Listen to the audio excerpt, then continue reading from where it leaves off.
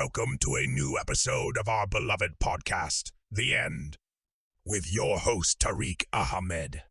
And let's get started now. السلام عليكم ورحمة الله وبركاته. معكم طارق أحمد. إيه الفكرة من إن إحنا نعمل بودكاست، أو إيه الفكرة إن إحنا نسمي البودكاست بتاعنا النهاية، وشوية أسئلة كده هنبدأ نجاوب عنها في البودكاست النهاردة. أول حاجة فكرة البودكاست، وهي ليه إحنا بنعمل بودكاست. فكرة البودكاست ببساطة خالص إن في حاجات إحنا ما نقدرش نتكلم عليها في الفيديوز بتبقى خلينا نقول حيادية شوية، بنتكلم عن مواضيع معينة. لكن في البودكاست أنا حابب إن أنا أتكلم مني ليك. أنت تقدر تسمعني في البودكاست أكتر ما تشوفني. أنا مش محتاجك تشوفني اكتر ما محتاجك ان انت تسمع مني وتفهم الكلام اللي انا بقوله لك وتحاول تاخد مني النصيحة. طيب ده بالنسبة لفكرة ليه بودكاست. طيب بالنسبة لفكرة ليه النهاية، ليه سميناه The End، ليه هيبقى اسمه النهاية. يعني الموضوع ببساطة مان، يعني بص حواليك، انت بص الوضع اللي احنا فيه. الوضع اللي احنا فيه مزري. الوضع اللي احنا فيه ان انت تتعامل مع البشر هيبقى انت بالفعل شايف مساوئ كتير من الناس. الهدف من البودكاست ده هو تطويرك نفسيا وتطويرك انت، تطوير شخصيتك وتطوير ذاتك. طيب هل احنا هنتكلم عن مشاكل وخلاص؟ لا، احنا هنقسم الموضوع بشكل خلينا نقول ايه بروفيشنال اكتر وبشكل احترافي افضل واكتر. هنتكلم عن فكرة المشكلة في كل حلقة هنعرض مشكلة عشان الموضوع ما يبقاش طويل عليك. خلينا نقول ان انا شخص رغاي، انا عارف نفسي، انا بفتح في موضوع ما بقفلوش. هيبقى في معانا ناس الفترة الجاية هيتكلموا معانا في مشاكل، ولكن انا بس حبيت ابدا اول حلقة لان انا بتيجي فكره في دماغي فببدا اشتغل، فاهمين؟ طيب هل هنتكلم عن مشاكل كده وخلاص؟ لا، احنا هنيجي نتكلم عن مشاكل هنتكلم عليها في 4 جوانب. المشكله ايه هي، والمشكله سببها ايه، والمشكله دي لو فضلت مكمله هنوصل لايه، وبالفعل لو فضلت مكمله كل المشاكل اللي بنتكلم فيها هنوصل للنهايه حرفيا. عشان كده انا بقول لكم اسم البودكاست النهايه. واخر حاجه رقم 4 هنتكلم ان المشكله دي حلها يبقى ايه، او ينفع تتحل ازاي. النهارده هنتكلم عن اول مشكله معانا، وهي مشكله الحياه السهله او الحياه اللي ليها ثغرات، او خلينا اقول لك الايه زي ما قلنا اللايف هاك. فكره اللايف هاك، هو خدوا بالكم الاستوديو هنا بيبقى حر جدا، المهم يعني عشان تبقوا عارفين. ما ينفعش تشغل طبعا مروحه او تكييف عشان الصوت بالنويز بتاع المايك. المهم يعني فكره اللايف هاك او فكره الحياه السهله هي فكره تم الاشتغال عليها بقالنا فتره، بقالهم فتره في السوشيال ميديا شغالين على الفكره دي. الفكره دي بقالها فتره بتترسخ في دماغك.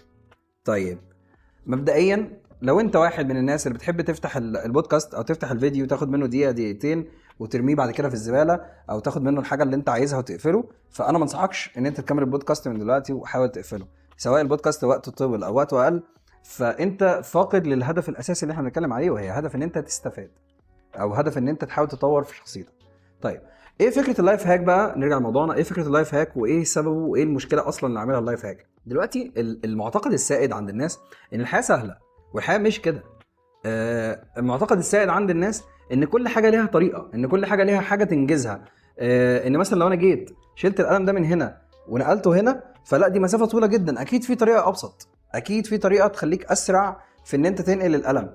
وخلينا نقول ان ده مثال بسيط، ولكن انا بكلمك على الفكره العامه. الفكره العامه ان كله بقى مستني الحاجه السهله، كله بقى مستني ان الموضوع يتعمل ببساطه كده، وده مش حقيقي، وده ما بقاش موجود في الوضع اللي احنا فيه حاليا. الوضع اللي احنا فيه ان الحياه دايره، الحياه شغاله، الحياه ما بتقفش على حد، او ما بتقفش اساسا. فبما ان الحياه ما بتقفش، انت ما ينفعش تقف، ما ينفعش تركن. طيب هل انا كده بحاول ان انا اشغلك في مبدا اسعى واجري وحاول، واسعى واجري وحاول؟ لا، انا مش عايزك الحياه تبقى سريعه. في بعض الشركات كده كانت من فتره طويله كده، كنت انا في الجيش، فكنت شفت اعلان كده وانا في خدمه من الخدمات.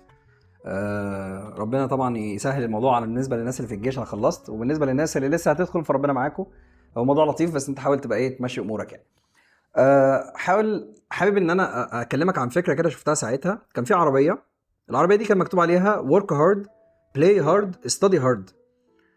هو قصده الترجمه بتاعت الكلام ده ان انت اعمل بقوه وذاكر بقوه، ولما تيجي تلعب او تستمتع بوقتك استمتع بقوه. انت لو ملاحظ او استمتع جدا يعني، فاهم؟ لو ملاحظ هتلاقي ان هو دايما بيحاول يدخلك في سباق السرعه ده. انت مره واحده لقيت نفسك اول ما خلصت ثانويه عامه مثلا، او انت داخل ثانويه عامه، اول ما دخلت كليه، او اول ما نزلت تشتغل، انت لازم تعمل كذا ولازم تعمل كذا ولازم مش عارفه ايه ولازم مش عارفه ايه.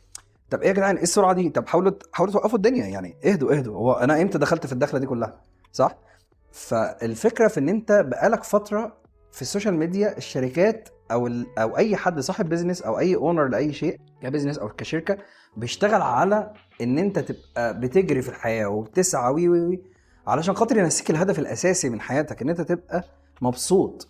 خد بالك ان الانبساط ده مش معناه ان انت معاك فلوس كتير، لان دي فكره غلط بتتحشر في دماغك كده بقالها شويه. الانبساط معناها ان انت تبقى راضي عن الوضع اللي انت فيه.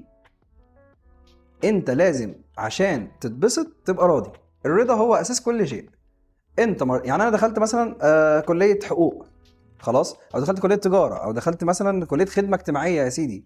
انا لو راضي عن الكليه خلاص، مش مهم انت شايف ايه. يعني انت ممكن تبقى شايفني فاشل بس انا راضي عن الموضوع خلاص. طبعا في مقياس للفشل، لكن انا بكلمك في بوينت تاني. انت الرضا هو اساس نجاحك، لازم تبقى راضي عن حياتك، ده اولا. طيب انا دلوقتي الشركات او الدنيا حواليا بتحاول تخليني ان انا اسعى واجتهد وي. خد بالك ان في خطاب كده موجه ناحيتك بقاله فتره عن طريق السوق الرأسمالي او الحياه الرأسماليه اللي احنا عايشينها في العالم كله. حتى الاجانب نفسهم بيعانوا منها، وهي فكره ان انت تبقى عبد للشغل. انت بتشتغل عشان تصحى وتنام وتروح الشغل، وتصحى عشان تنام وتروح الشغل. انت فاهم؟ الشغل هو الثابت الاساسي في حياتك دلوقتي. حياه النظام الرأسمالي اللي احنا فيه هي ان الشغل هو الثابت الاساسي، صح؟ طب ليه بنقول النظام الرأسمالي؟ لان امريكا او الولايات المتحده الامريكيه هي اللي مسيطره على التجاره في معظم العالم. الصين ليها قوه كبيره، لكن نظام الولايات المتحده وفكر الولايات المتحده في الاقتصاد هو اللي ماشي. طب يعني ايه فكر الولايات المتحده في الاقتصاد؟ كلام مجعلص، فاحنا هنحاول نبسطه في سنه. يعني بمعنى اكبر او بمعنى افضل، ان انت زي ما قلنا انت لازم عشان تحقق تسعى، عشان تحقق تشتغل. طب انا مثلا عايز بيت شكله كويس، اشتغل 10 ساعات. عايز مثلا مع البيت عايز عربيه، اشتغل 12. عايز مع العربيه ان انا يبقى عندي خلينا اقول اشتراك في نادي مثلا مهم، فيا باشا اشتغل 14، اشتغل 16 ساعه. بعد كده يبدا يوصل معاك بقى الجزء تاني ويقول لك انت مفروض تبقى شغال وانت نايم. يعني ايه؟ يعني ايزي لايف هاك. يعني ايه؟ يعني انت تبقى مشغل فلوسك وانت نايم في بيتك. ده برضو من ضمن الايزي لايف هاك. بيضحك عليك عشان يبدا يدخلك في اجزاء شغل تانية. انت بيدخلك في البورصه، يدخلك في البيراميد سكيم. يعني ايه بيراميد سكيم؟ يعني مخطط الهرمي بتاع اللي هو انت تجيب واحد، والواحد ده يجيب خمسة، والخمسة دول يجيبوا خمسة، والخمسة اللي بعدهم يجيبوا خمسة، عشان انتوا كلكم تعملوا امبراطورية شغل، وفي الاخر يبقى انت بتشتغل من البيت وانت نايم. ما هو ده الفكرة اللي هو بيعرفها لك. فكرة ايه؟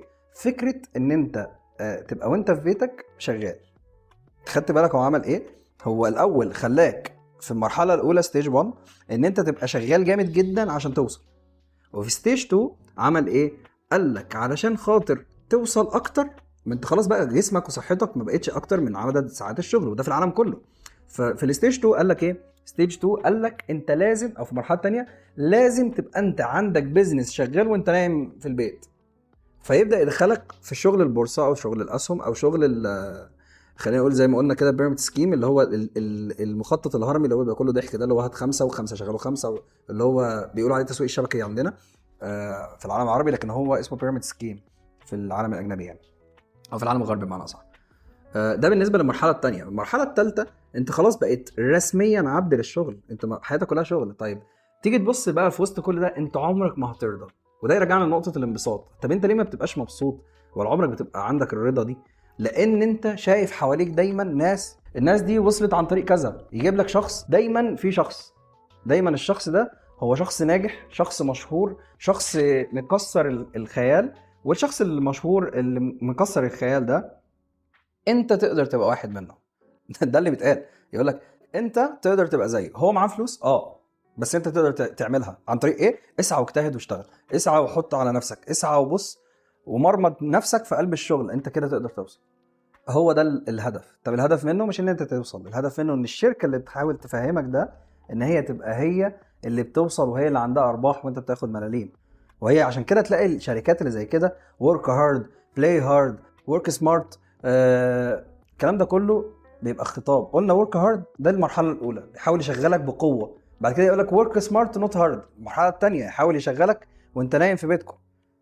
انت فاهم الفكره؟ بس في الاخر انت بتشتغل. طب في الاخر مين اللي بيكسب؟ صاحب الشركه. فيبقى هي دي المشكله الاولانيه في اللايف هاك، ان انت بيحاول يدخل في دماغك ان انت السهل انك توصل. طب انت لو خلينا نقول ان انت مهندس محتاج 20 ساعه مذاكره عشان توصل للماده، فهي 20 ساعه مذاكره، ما ينفعش يبقوا 4 وما ينفعش يبقوا 5. ولو هم بقوا 4 و5 يبقى احنا كلنا رايحين في داهيه. يبقى انت ما بتدرس. خلينا صراحه. طيب ده اول بوينت، المشكله وسببها وجت ازاي. طيب تاني بوينت او تالت بوينت، احنا قلنا اول حاجه هنتكلم عن المشكله، تاني حاجه سببها، تالت حاجه هنتكلم عن لو فضلت مكمله هنوصل لفين. المشكله ببساطه لو فضلت مكمله، لو فضلنا في اللايف هاكس ده هيطلع لنا جيل مش قادر يشتغل، جيل مربوط في ساقيه. لو هو قدر يشتغل بالفعل هيشتغل شغلانات مرتبها قليل، لان هو ما بقاش عنده رضا، فبيشتغل 24 ساعه، وال 24 ساعه ده بيزود الشركات غنى، فبيخليك انت تاخد مرتب قليل طول عمرك. خليك عارف المعلومه دي. طيب لازم تطور في نفسك، لان مفيش حاجه اسمها حاجه سهله او ماده سهله او ان انا كده خلاص خلصت. لا، انت من كتر ما الناس بقت شايفه السهوله في الحياه بقى مكسل حتى يعرف الواقع حواليه عامل ازاي. يعني انت لما تيجي تكلم حد دلوقتي هو بيتصدم من الواقع، يقول لك لا اكيد هلاقي شغل، اكيد هعمل كذا. يا ابني يا حبيبي، انت الكليه بتاعتك مش بس هي اللي هتشغلك، يا ابني يا حبيبي لازم تسعى، لازم تطور في نفسك، لازم تتعلم سكيلز. يقول لك لا لا لا، ما اكيد الناس دي اشتغلت.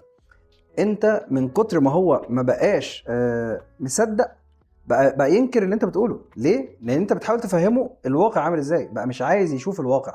المشكله دي لو فضلت مكمله الموضوع مش هيبقى حلو، مش هيبقى لطيف.